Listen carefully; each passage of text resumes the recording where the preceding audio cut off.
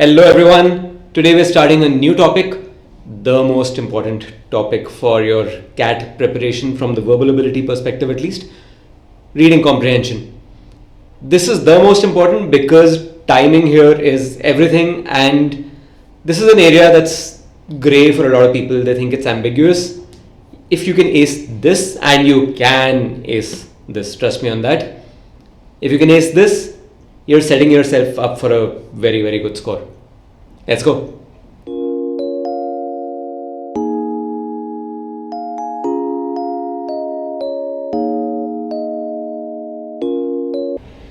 What is up, everyone? Today is my favorite topic, reading comprehension. It's actually great fun. Sentence correction after a while gets tedious and boring for me. RC is one topic where if you're really into the topic, and you can do that, you can score really well. And this is where you can really differentiate, because a lot of people are scared of RC. You should not be scared of RC. Reading comprehension, people feel that there can be multiple answers, it's ambiguous. Just keep one thing in mind. No question in the paper can have an ambiguous answer. That this option is also correct or this can also be correct. No. It is the examiner's job to make sure there's only one right answer. Because otherwise their whole exam goes for a toss. And they get sued into oblivion if it's a foreign exam. They can't do that. So it is their job to give you enough and more clues to get the right answer. Your job is to find those clues. So what do you need for RC? Comprehension, of course. It's in the name. This means no skimming. Do not think that you can read the questions first, or maybe spend a minute going through the passage, read the questions and come back. This is supposedly a controversial topic. In my eyes, is not controversial at all. Skimming means really bad accuracy. You might be 1 out of 100 people for whom it works, even for you. If you go back and check the answers you got right and those you got wrong, you will not have 100% accuracy. It will be much lower than if you actually focus on understanding the passage before touching the questions. You need perfect accuracy. This is not negotiable. Speed is very important. Comprehension is more important. And you have to, of course, get to a stage where you can read really, really fast and then slow down a bit to understand the passage as you go along. You can't let the words just whiz by, yahan se wahan, like it's going past your head. You need to understand. Do not move on to the next sentence and to the next paragraph till you have understood what this one is talking about. I don't mean memorize all the terms. I don't mean even read all the long technical terms that are given to you. But you need to understand what the author is trying to say from that particular sentence or paragraph before you move on. Because in a dense exam, in a tough exam, it is easy to get to a stage where you're reading something and you move on to the next paragraph and you've forgotten what you read about. It's hazy. Don't do that. You need to focus. And if you practice enough, you'll get the speed also. Vocab, how important is it? It's important. There's no denying it. It is not the most important thing in the world. Do not start mugging up word lists. We're not talking about GRE. Word lists will not help you at all. You can go through 5,000 words. It'll take you 5,000 minutes to read those 5,000 words. You will remember maybe 50 of those words, if that. And those 50 will actually be ones you've already known. Word lists are useless. You cannot mug up words. So, do a lot of reading. All kinds of different sources. That will help you much more. If you come across a word in your reading that you haven't heard before, then first stop and think. What is the passage saying? In context, what could it mean? And then look it up. That will help you much more than just going through a dictionary or one of those fancy word lists on the internet and trying to mug it up. Training is very important, which comes from practice. you will not have more than 3 minutes to read a passage, and then 50 seconds to a minute per question, but actually less than that. If you're giving yourself 5 to 6 minutes for the passage, that 5 minutes I'd said on the previous slide, that's an ideal. You will not be able to do all passages in those 5 minutes each. The simple ones, yes. The tricky ones, let's say you're on GMAT and you're at a level where your questions are getting tougher and tougher. You're going to end up with a 700 plus score. This is not easy. You will take a lot of time. Practice till you get really fast. Read a lot. And don't read again with the focus of, with the intent of memorizing stuff, but just read. It'll help. Do a lot of practice tests, of course, and do a lot of analysis. We're going to have a separate class on analysis of the exam, especially of the verbal section, which is very, very, very important. Any test you're taking right now, any practice tests, you need to spend more time analyzing it than you did taking the test. So we're going to discuss that in a separate class soon. In the meanwhile, just remember you need to analyze thoroughly. Like I said, this is a section where they need to give you a clear answer. There can be no ambiguity. You can't have a situation where option B is also correct and option C is also correct. They have to give you enough clues. There are people waiting to pounce on them if there's a wrong answer, or if there's a wrong question, sorry. They can't do that. The examiners have to give you enough clues. And B, they are not testing your general knowledge. In fact, forget your general knowledge. What should you read? This is a question I get very often. I would just say it depends on your interests. Don't force yourself to go in for reading books that you don't like. If you read non-fiction and light stuff, I'm not going to say go read War and Peace. It won't help and it will put you off reading forever. Having said that, you need to read different kinds of sources. So read newspapers, read articles on the internet, read some non-fiction, some novels. So let's look at some examples of what you could be reading. So sci-fi, fantasy, if you're into that kind of stuff, I can highly recommend Dune. It's a book by Frank Herbert, early 60s. I think there's even a movie coming out on that. It's science fiction, fantasy, politics, religion, all mixed into one. Fantastic book. What else? Lord of the Rings is a great recommendation for sure. Science fiction, the 2001 series by Arthur C. Clarke, 2001, 2010, 2061, 3001. Great books, all of them. Graphic novels, a lot of the Alan Moore novels.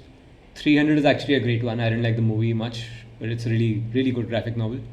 V for Vendetta is my favorite. It's one of my favorite movies too.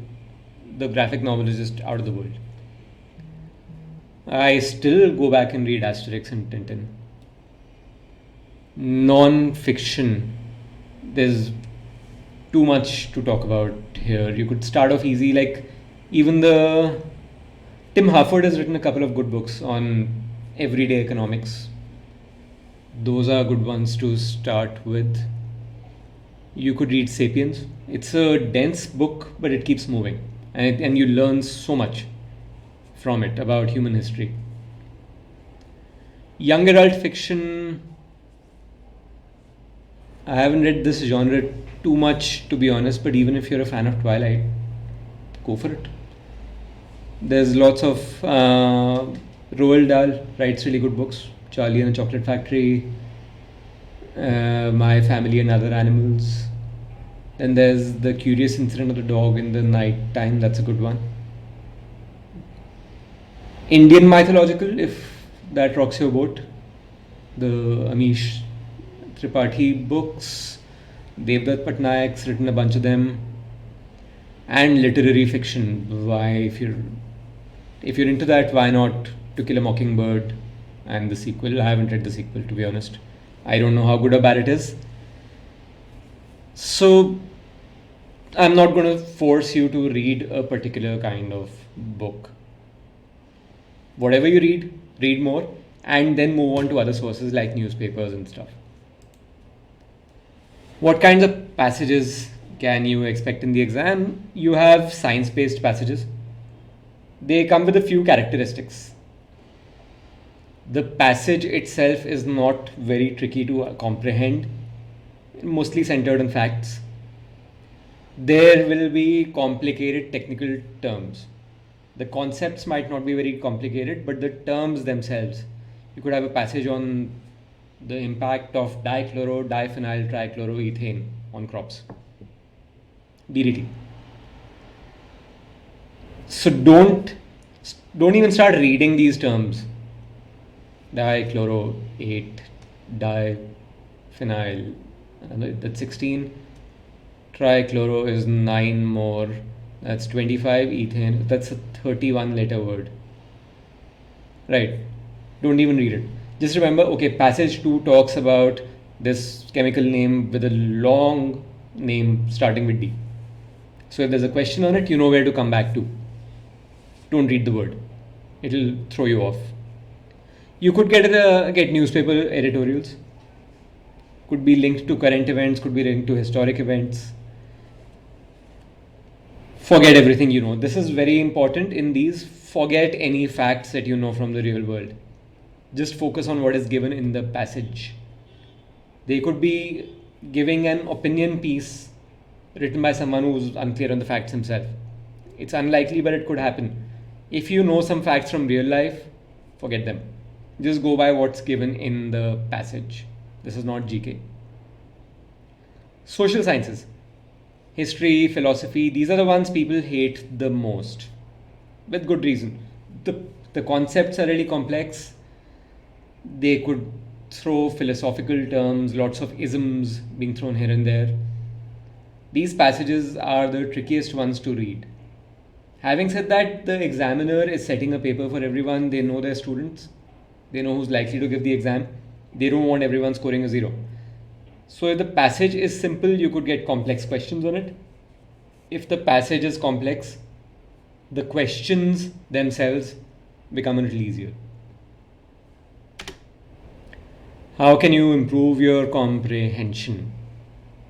Understand what the author is trying to say. This is very, very, very important. You need to get the context. Why is the author writing this? And what is he saying? How do you do that? You need to basically, as soon as you finish reading the passage, even now, do not jump to the questions. You need to answer 3 questions first. What, how, and why? What does that mean? The what is basically, have I got more detail on that? Yes. What is being discussed in the passage? Try to describe the focus, the scope of the passage in 1 sentence. So for example, the author is describing the early years of Beethoven and his struggles with his early compositions.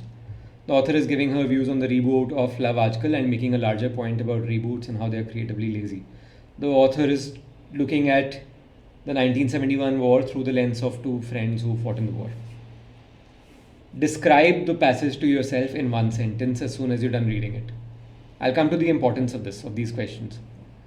Next is how has he written it? What's the tone of the passage? Is it positive? Is it cynical? Is it neutral? Is it optimistic? Is it pessimistic? This will help you determine the source of the passage. Is it a scientific journal? Is it a newspaper report? Is it a newspaper editorial? Is there an opinion involved, or is it just facts? And finally, the most important, why has the author written this passage? I know a simple answer is to make money if he's writing for a newspaper, but no, deeper than that. He is trying to convey something. If it's just facts, great. He has written this to inform you about recent developments in DNA or in gene sequencing, let's say. Is it an opinion? The author is trying to convince you that the recent blockade of Punjab by the Indian government is wrong, by the central government, blah, blah, blah.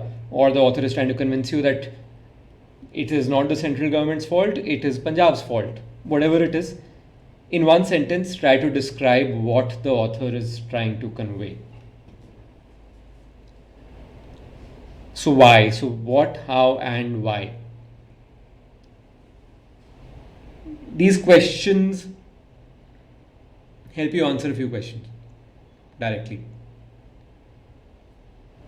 And these are the trickier questions to answer. Why does the author say so and so in the passage? Where could this passage have been taken from? A scientific journal, blah, blah, blah, like we discussed. What does the author mean by something? And what could be the best possible title for this passage? These are the tricky questions. These are the indirect questions that don't involve just picking a fact from the passage. So if you spend 2.5 to 3 minutes reading the passage, spend the 30 seconds to 40 seconds answering these questions. Once you've had some practice, you will not take longer than this. And then move to the questions. I can guarantee after some practice, you will be answering questions in 30 to 40 seconds after this. Skimming versus deep diving. Skimming does not work, period. As straightforward as that. What you're going to end up doing is, let's say you think you have 5 minutes to solve the passage. So you will spend a minute reading the passage, jump to the questions, read the first question, come back, spend a minute skimming the passage, finding the answer. You're already at about 2.5 minutes now. If you find it, great, you move on.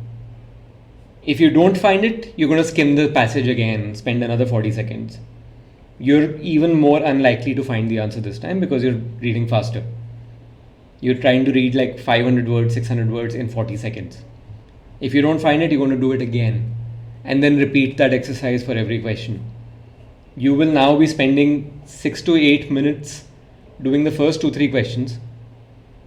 Your accuracy will be low and you will get frustrated reading the same thing again and again and not finding the answer. This frustration is very hard to avoid if this happens. And it is very important to avoid it. Because otherwise you're screwing up the rest of your paper also if you get frustrated. Even if you get most of your answers right, this thought creeps into your head that I wasn't sure about this answer. That's going to screw up the rest of your paper. Another thing, do not try to remember every word, especially the technical terms. Just broadly remember where you read them and come back there for specific questions. Even deep diving doesn't mean you never come back to the passage. It doesn't mean that I will read it so thoroughly that I can directly answer the questions. I never have to come back. No. It just means you read a paragraph, you have a broad understanding of what's in there, you know what the paragraph talks about, move on to the next paragraph, and so on. Finish the passage, answer those 3 questions.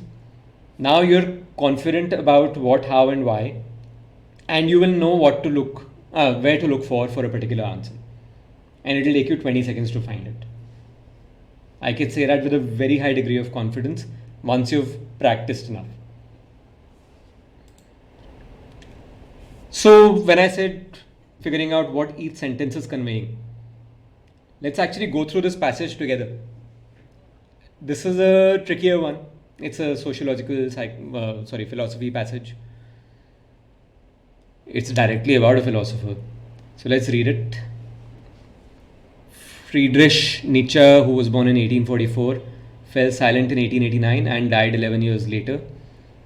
So there's some timelines being set up here. Born in 84, fell silent.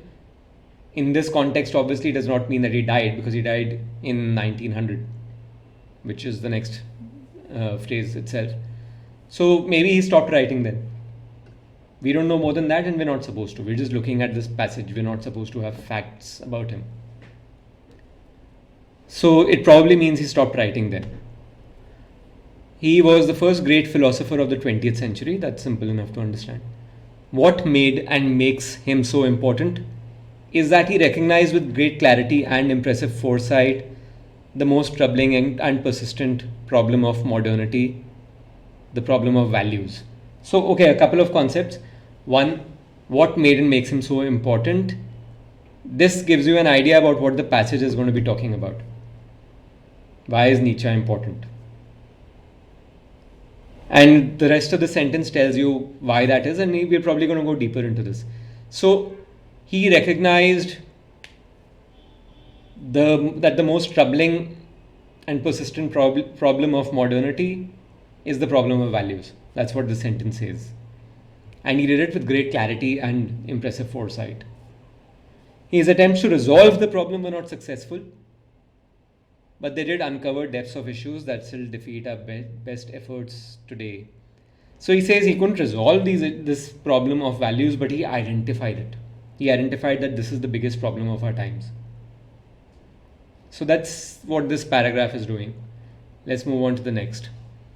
Let's begin with his notorious declaration that God is dead. First in the Gay Science, 1872. So he declared that in 1872. Secular thinking is commonplace today. But in Nietzsche's time, this declaration was strikingly prophetic. So this sentence just says he was among the first to say it. The point of the claim is not so much to assert atheism. Although he was certainly an atheist, he was far from being a pioneer of European atheism. The sentence is saying that he didn't say God is dead from an atheist perspective, that God does not exist. Rather, so what did he mean? We're going to find out now. Rather, his observation is sociological. He means that Western culture no longer places God at the center of things. So this is interesting. His observation is sociological in a way. And then you put a colon and explain something more. If you don't know the definition of sociological, then what do? You have to try to figure it out. So it seems from this passage that sociological means, so the reason he's giving is he means that Western culture no longer places God at the center of things. So sociological would mean to do with humans, where humans are more important than religions are, and religious concepts are. So coming back, so he didn't say God is dead from an atheist perspective, that God does not exist. He meant that God is no longer the center of the universe. He's no longer the center of things. That's what he means by God is dead. In another way, the term sociological is quite misleading because there is nothing value neutral in Nietzsche's assertion. So here you get more ideas about what sociological might mean. So he says it's misleading and there is nothing value neutral. So therefore sociological should ideally be value neutral. That's all you know, and that's good enough.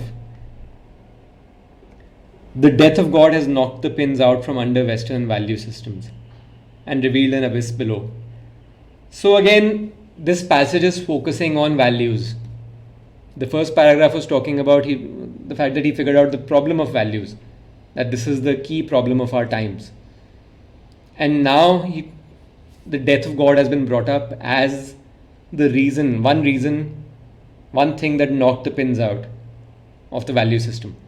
The values we still continue to live by have lost their meaning, and we are cast adrift, whether we realize it or not. So this passage is talking about how Nietzsche's assertion, his writings square with people's value systems and how they talk about what was happening. His writings talk about how the value system changed then. Obviously, Nietzsche did not cause the value system to change, he merely documented it. That's what this passage is saying. The question is, what do we do now? That's where it ends. This is one of the trickiest passages you could actually get, and if you go sentence by sentence, it's easy to figure out. Just forget everything else, don't panic that there are so many large words here. Just think, okay, what is this sentence saying? What is this sentence saying? End of paragraph, what did this paragraph tell me? And move on. What can they confuse you with? Definitely long passages, long and complex words, easy trap to fall into. Don't fall for it. Philosophy passages with thisism and thatism and thisism and thatism. Don't fall for it. I'm going to step away for 5 minutes, read this passage, and then we're going to try to solve it together. In fact, take 6 to 7 minutes. Be very slow about it. This is not a speed test just yet. Accuracy is more important than speed. So I'll come back in about 6 minutes and then we solve it.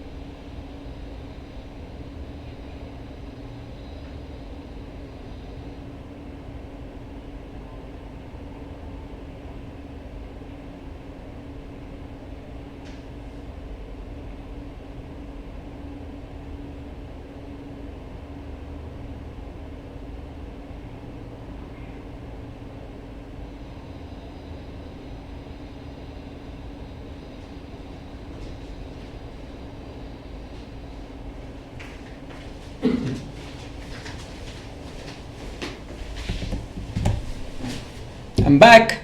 Did you miss me? After this passage? No. Everyone hates me now. Let's see what the questions are like.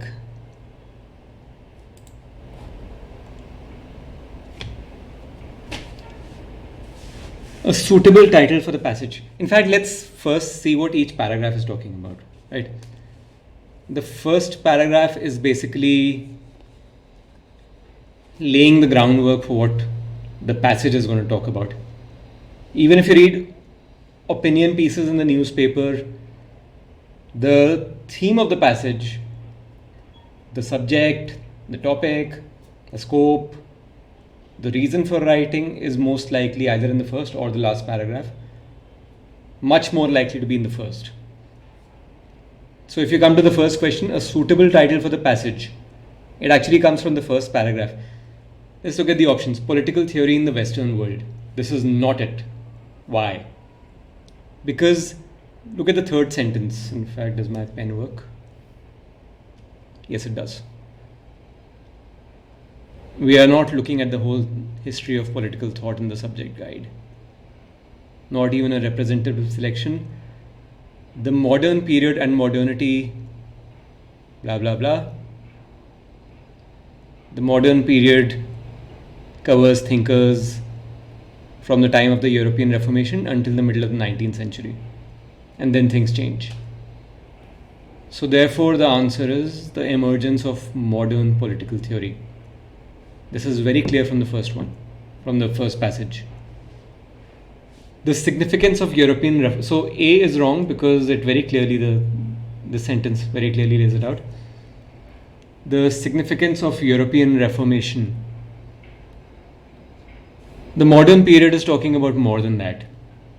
So a title of the passage should be telling you what the whole passage is going to talk about, not just one particular aspect of it. So therefore, C is wrong.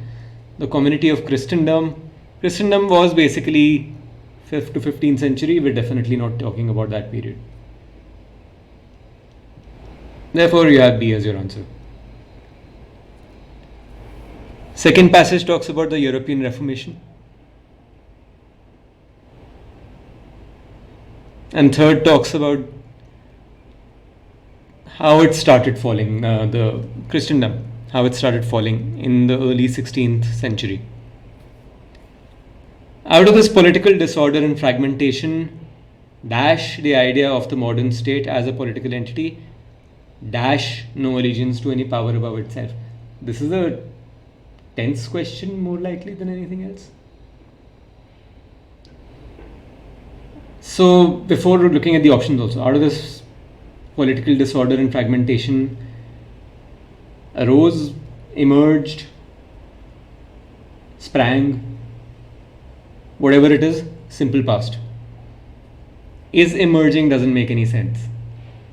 Present continuous, no, we're talking about 500 years ago. A is wrong. So emerged is here, so this is one option. Emerged is here, this is one option. Did emerge?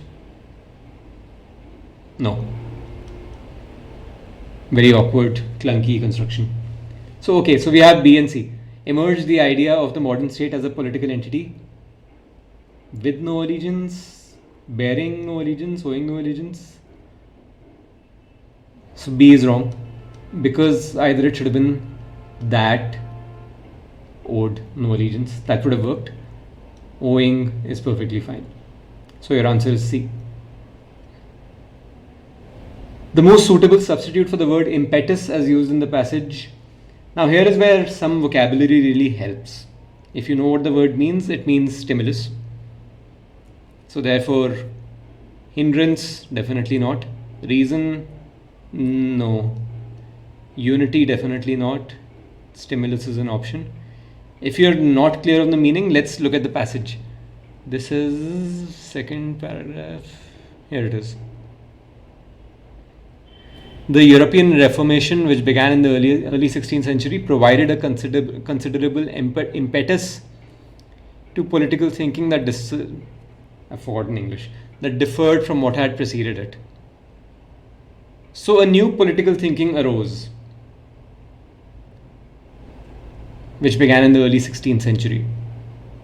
Right, so, and it's saying that the European Reformation gave a boost to it. Stimulus is the right answer. As per the passage, which of the following is not true with respect to the Christian political community?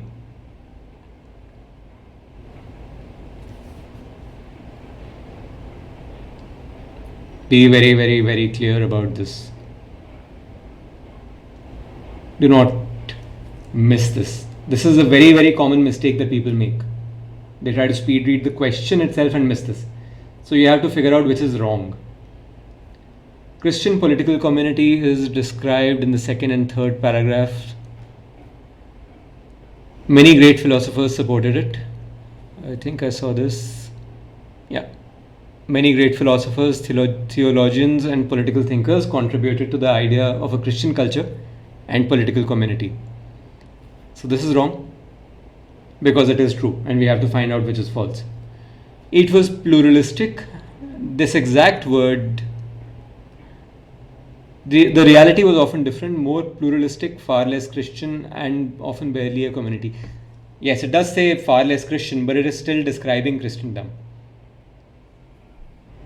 and the Christian political community.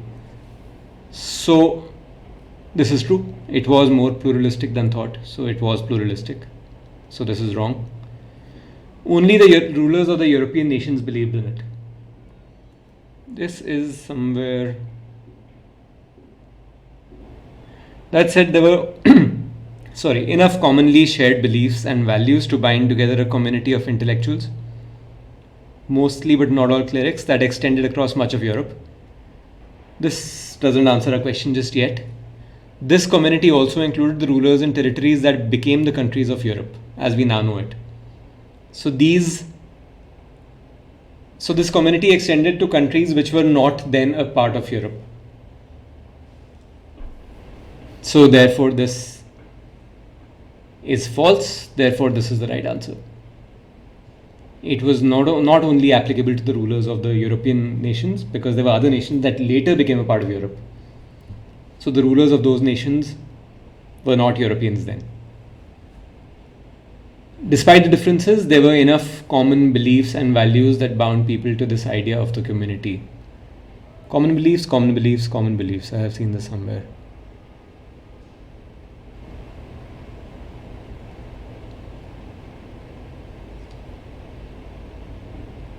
Yeah, there were enough commonly shared beliefs and values to bind together a community. This is directly the sentence, so therefore it is true, therefore it is wrong. C is the right answer. Next, the reason for fragmentation of Christendom was Martin Luther's challenge to authority of the Catholic Church and the Pope. This is mentioned somewhere here. Martin Luther's challenge to the authority. Yes. Many princes abandoned allegiance to Rome. Different princes abandoned allegiance to Rome. So both of the above are mentioned, right? Wrong. Because they're asking for a reason. And it said the reason, not a reason. Now this is a tricky question. If it said one of the reasons, because this becomes tricky because it was accelerated. That's what the passage says. The process of fragmentation. And also it had begun to fragment over a long period. And at some point it started accelerating the fragmentation. So when you say the reason for fragmentation, this is not it. So therefore the answer is none of the above. Charles V, the Holy Roman Emperor, is mentioned as an example of, here he is, to the senior Catholic powers such as Charles V, the Holy Roman Emperor. So he is mentioned very clearly as a senior Catholic power. You don't need to see the rest, but why not? People who challenged the authority of the Catholic Church? No, it was not long before the legacy had become political, as princes abandoned allegiance to Rome and the Catholic powers. So people were challenging his authority. Princes who abandoned allegiance to Rome? No, he's not one. They abandoned allegiance to him. And he's not a pope. He is a senior Catholic power. This is the right answer. Last couple of questions and then we're done, I promise. Which of the following, as per the passage, contributed neither to the idea of a Christian culture nor to the fragmentation? So basically someone who's not mentioned, right? Political thinkers. We've already gone through this. They contributed to the idea of a Christian culture. We need neither. So this is wrong. Philosophers, same, contributed to the idea. This is wrong. Princes of Europe, they abandoned allegiance. So they supported the fragmentation. So this is wrong. So the right answer is D, none of the above. All three are mentioned as either contributing to the idea of Christian culture or to the fragmentation. So the answer is D. Imagined communities in inverted commas. Where was this? This was somewhere here. As with all imagined communities that exist in the minds of thinkers. Basically, this sentence itself is making it very clear that reality did not align with these communities that thinkers talk about. So they didn't actually exist. So to emphasize the view that these communities did not have a physical basis in reality and were merely the products of imagination of thinkers.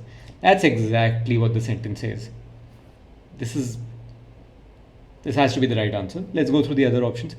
Emphasize that this idea of being a community had captured the imagination of thinkers, of philosophers, theologians. This is probably true. Actually, no, it doesn't even talk about philosophers and theologians, just thinkers. And even if this were true, this sentence is very clear. Imagined is the word. It exists only in the minds of thinkers, not in the real world. So the emphasis here is that these don't exist in the real world, so we have to stress on that. C. Point out that the creation of such a community requires the imagination of intellectuals. No, definitely not it. B and C are wrong. None of the above. No, we already have an answer. The answer is A. So I've taken two tricky passages. This will take a lot of practice, for sure. Having said that, RC practice is going to help you in so many places. It's going to improve your reading speed. It's going to improve your comprehension, which matters in GK, which matters in critical reasoning. Both these things. And of course, RC is a very, very important part of the exam. So we're going to do another class on this with just more practice. I promise to take it only one philosophical passage then, and the other one will be more normal. The point here was, if you can solve these passages pretty easily, the others are going to be much easier to solve. You just need to understand what to focus on. So that was it for this class. We've already uploaded sessions on sentence correction, on the different aspects of it, on the parts of speech, on subject-verb agreement, parallelism. We're going to be doing more classes on exam analysis, and we're going to be going more in depth into issues that confuse people. Punctuation and articles, for example. We'll do a separate class on that. So subscribe to our channel, like this video, it really helps us. We're hoping that eventually this can start making us some money through ad revenue. And a like and subscribe definitely clearly helps us. And we'll also put links to those other classes in the description below, so check those out. And see you guys soon for the next class. Bye bye.